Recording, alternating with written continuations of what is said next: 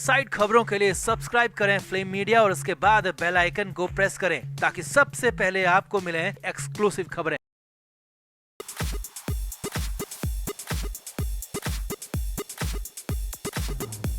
सुशांत सिंह राजपूत के केस में इंसाफ की उम्मीद जगी थी, नई जांच की उम्मीद जगी थी और लग रहा था कि अब जल्द से जल्द कुछ नया होगा, कुछ अच्छा होगा, सुशांत को इंसाफ मिलेगा क्योंकि मुंबई में सुशांत का आखिरी और सबसे बड़ा गवाह सामने आ गया था। मगर ये क्या, अचानक उस गवाह की बोलती बंद हो गई। जी हाँ, रूप कुमार शाह की अचानक बोलती बंद हो गई, यहाँ तक कि अनहोनी तक की आशंका जताई जाने लगी है। मुंबई से लेकर अलीबाग तक दौड़ लगाई गई लेकिन कहीं कोई कुछ नहीं मिला, कोई सुराग नहीं मिला और सुशांत केस में एक बार फिर से बवाल हो गया। नई साजिश की आशंका जताई जाने लगी है। तो क्या हुआ सुबह सुबह मुंबई में, क्या है नया अपडेट, आपको दिखाते हैं, बताते हैं सब कुछ। आप भी इस वीडियो को शेयर करें और कमेंट बॉक्स में अपनी राय जरूर दें कि रूप कुमार शाह के साथ ऐसा आखिर क्यों हुआ होगा, कमेंट जरूर करें।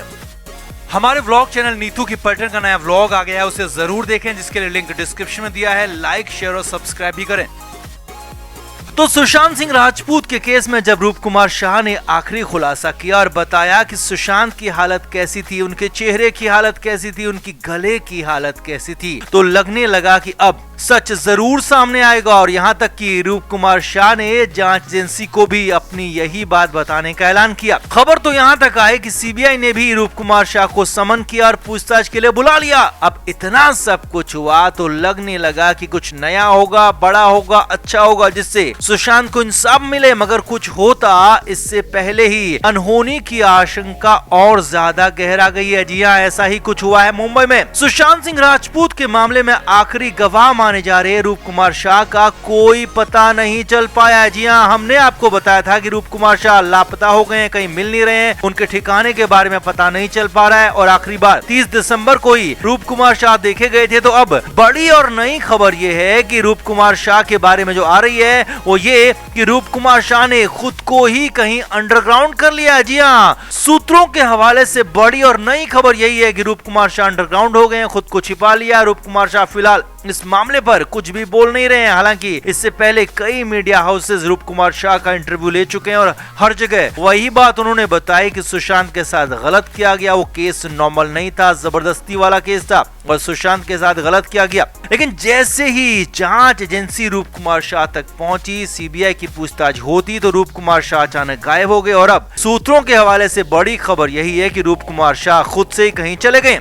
अब इसकी दो बड़ी वजह यहाँ पर हो सकती हैं। पहली और सबसे बड़ी वजह यही है, जो कि संभावित लग भी रही है, कि रूप कुमार शाह को कहीं से कुछ डर हो या फिर कहीं से कुछ धमकी मिली हो। हालांकि मुंबई पुलिस की तरफ से सुरक्षा देने की बात भी कही गई थी, लेकिन हो सकता है कि सुरक्षा मिलने से पहले ही कुछ धमकियां आ गई हो। क्योंकि सुशांत केस जितना हाई प्रोफाइल था, सुशांत के साथ जितना गलत हुआ था, तो तय था कि रूप कुमार शाह भी उन्हीं लोगों के, उन्हीं आरोपियों के निशाने पर जरूर होंगे। तो हो सकता है कि रूप कुमार शाह ने डर के मारे खुद को कहीं छुपा लिया हो और इसीलिए रूप कुमार शाह की बोलती भी अचानक बंद हो गई, यानी कि अनहोनी की आशंका यहाँ पर जताई जा रही है। वहीं दूसरी वजह यह हो सकती है कि रूप कुमार शाह मीडिया के सवालों से परेशान हो गए हैं, क्योंकि हर रोज हर मीडिया हाउस यही रूप कुमार शाह से पूछता है कि क्या हुआ था वो बताएं, कैसे हुआ था वो बताएं, और बार बार रूप कुमार शाह पर प्रेशर बढ़ता जा रहा था। और हो सकता है कि जांच एजेंसी सीबीआई की तरफ से भी कुछ प्रेशर आया हो कि अब पब्लिक में बोलना बंद करो, जो कुछ भी बोलना है वो सीबीआई के सामने बोलो, सीबीआई को बताओ। तो हो सकता है कि उसके बाद भी रूप कुमार शाह ने खुद को इस मामले से, या कहें कि खुद की पब्लिक अपीयरेंस से खुद को अलग कर लिया हो, या फिर हो सकता है कि सीबीआई ने ही रूप कुमार शाह को किसी सेफ जगह पर पहुंचा दिया हो। अब रूप कुमार शाह की तलाश में हमारी भी टीम मुंबई से लेकर अलीबाग तक पहुंची, लेकिन कहीं भी रूप कुमार शाह का कोई पता ठिकाना, कोई सुराग मिल नहीं पाया। अलीबाग इसीलिए क्योंकि मुंबई के आसपास अलीबाग ही एक सेफ जगह है और जहां पर चांस यहां पर भी लिया गया। लेकिन अलीबाग भी पहुंचे, मगर वहां ना तो मुंबई में और ना ही अलीबाग में न रूप कुमार शाह मिले और ना ही उनका कोई सुराग मिल पाया। हालांकि कुछ लोगों का आरोप यह भी है कि रूप कुमार शाह गलत बोल रहे हैं, झूठ बोल रहे हैं और सिर्फ कुछ लोगों के उकसावे पर आकर सुनी सुनाई बातों को रिपीट कर रहे हैं। सुशांत केस को गलत डायरेक्शन देने के लिए, कुछ लोगों को फंसाने के लिए बोल रहे हैं। और उन्हीं लोगों का ये भी कहना है कि अब हर रोज झूठ बोलने से बचने के लिए रूप कुमार शाह ने खुद को अलग कर लिया है और खुद को कहीं छिपा लिया है। तो कुल मिलाकर वजह जो भी है, वजह कुछ भी हो, लेकिन सच यही है कि रूप कुमार शाह नहीं दिख रहे हैं। उनकी तलाश जारी है, वो गायब हो गए हैं। 30 दिसंबर के बाद से रूप कुमार शाह नजर नहीं आए हैं। फिलहाल उनका पता ठिकाना लग नहीं रहा है। अब सुशांत केस में इंसाफ चाहिए तो हर हाल में रूप कुमार शाह को सामने आना ही होगा। सीबीआई के सामने गवाही भी होनी चाहिए, कोर्ट के सामने भी गवाही होनी चाहिए, तभी सुशांत का इंसाफ होगा। सुशांत केस का पूरा सच सामने आएगा, दोषियों को सजा मिलेगी। तो आपका क्या मानना है? क्या वजह हो सकती है रूप कुमार शाह के गायब होने की? कमेंट बॉक्स में आप भी जरूर बताएं। वीडियो को अभी शेयर भी करें। तो मुंबई से हैरान करने वाली खबर है, क्योंकि शिवसेना के दोनों धड़े जो एक दूसरे के दुश्मन थे, एक दूसरे को फूटी आंख नहीं सुहा रहे थे, क्या वो एक हो जाएंगे? ऐसी खबरें आ रही है। जी हाँ, बड़ी बात यह है कि अंदर खाने बातचीत चलने तक की भी खबर है। अब शुरुआती बातचीत तो कई दफा पहले भी हुई, लेकिन इस बार क्या ऐसा बड़ा हो गया? फिर कैसे संजय राउत ने इनकार किया, लेकिन राउत के इनकार बाद भी कैसे बात आगे बढ़ती गई, ये सिलसिलेवार तरीके से आप भी देखिए और समझिए। असल में महाराष्ट्र में शिवसेना में पिछले साल हुई बगावत के बाद दो गुट बन गए हैं। चुनाव आयोग ने शिंदे गुट, ठाकरे गुट को अलग अलग नाम दे दिया है, अलग अलग चुनाव चिन्ह दे दिया है। अब वैसे तो लंबे समय से दोनों ही गुटों के कुछ लोग चाहते थे कि शिवसेना फिर से एक हो जाए, बीजेपी के साथ मिलकर शिवसेना की सरकार बने, लेकिन ये हो नहीं पा रहा था। मगर इस बीच शिंदे गुट वाली शिवसेना के प्रवक्ता दीपक केसरकर ने बड़ी बात कह दी। जी हाँ, दीपक केसरकर ने कहा कि शिवसेना के दोनों गुटों को एक हो जाना चाहिए और इसके लिए ठाकरे को आत्मावलोकन करना चाहिए और दोनों गुटों का एक हो जाना ही ठीक है। अब ये बात ऐसे ही नहीं थी, क्योंकि अभी तक भले ही कई लोग ये मांग करते थे कि शिवसेना के दोनों गुट एक हो जाएं, लेकिन किसी भी तरफ से खुलकर ये बात कभी नहीं आई। और पहली बार है जबकि प्रवक्ता लेवल के किसी बड़े नेता ने, बड़े किसी पदाधिकारी ने कहा है कि शिवसेना के दोनों गुटों को एक हो जाना चाहिए। अब इसके बाद तो बवाल मचना तय था और बवाल मचा भी।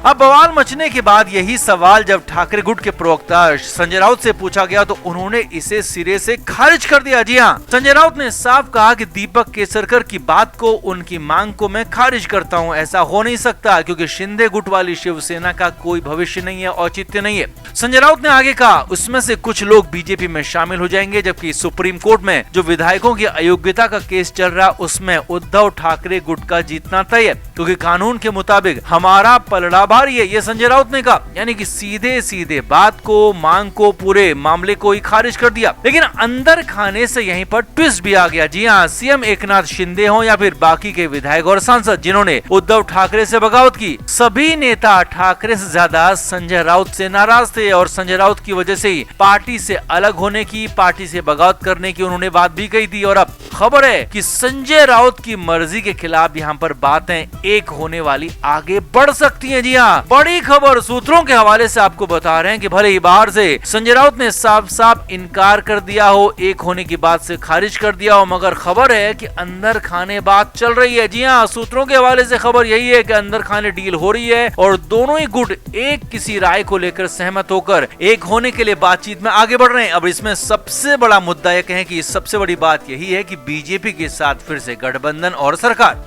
अब लेकिन हाल ही में बीजेपी सरकार के डिप्टी सीएम फडणवीस ने बहुत सारी बातें ठाकरे परिवार को लेकर कही हैं, कई मामलों की जांच को लेकर भी ऐलान किया है, जिसमें से कुछ मुश्किलें आ सकती हैं और इन मुश्किलों से ठाकरे परिवार को भी नुकसान उठाना पड़ सकता है। लिहाजा अंदर खाने बातचीत ये भी चल रही है कि ठाकरे परिवार को इन सब से दूर रखा जाए और ठाकरे परिवार को इन सब से दूर रखा जाए, तभी इस मामले में बात बन सकती है, जम सकती है। हालांकि संजय राउत अब भी खुलकर इसका विरोध ही कर रहे हैं, लेकिन अगर उद्धव ठाकरे मान जाते हैं तो ये बात आगे बढ़ सकती है, क्योंकि उद्धव ठाकरे गुट के कुछ नेता तो लंबे समय से चाहते हैं कि शिवसेना के दोनों धड़े एक हो जाएं और एक बार फिर से साथ मिलकर चुनाव लड़ें, और इसीलिए हो सकता है कि अंदर खाने बातचीत चल रही हो, अंदर खाने बात हो रही हो। अब यहाँ पर सब कुछ निर्भर करता है उद्धव ठाकरे पर, आदित्य ठाकरे पर, क्योंकि ये दोनों ही इस गुट में जो बड़े फैसले लेते रहे हैं और इस बार भी ये दोनों ही इस पर बड़ा फैसला लेंगे। दोनों पर ही नजर टिकी हुई है। हालांकि इन तक बात पहुंचाई जा रही है, नेताओं की बातों को पहुंचाया जा रहा है, संजय राउत ने भी अपनी बात को यहाँ तक पहुंचाया है। लेकिन अब जो भी हो, इस पर बड़ी बात यही है कि उद्धव ठाकरे और शिंदे कैंप जल्दी अगर एक बैनर के नीचे आ जाए तो हैरानी नहीं होगी, क्योंकि दोनों ही गुटों के लगने लगा है कि अब एक साथ होकर ही आगे बढ़ा जा सकता है। अलग अलग रहने में दोनों धड़ों की मुश्किलें ही बढ़ेंगी। तो आपको क्या लगता है, आपकी क्या राय है? क्या वाकई में इन दोनों धड़ों में एका हो जाएगा या फिर मामला अभी भी अलग अलग ही रहेगा? मुश्किलें दोनों गुटों के लिए रहेंगी। कमेंट करके आप भी जरूर बताएं, वीडियो को शेयर भी करें।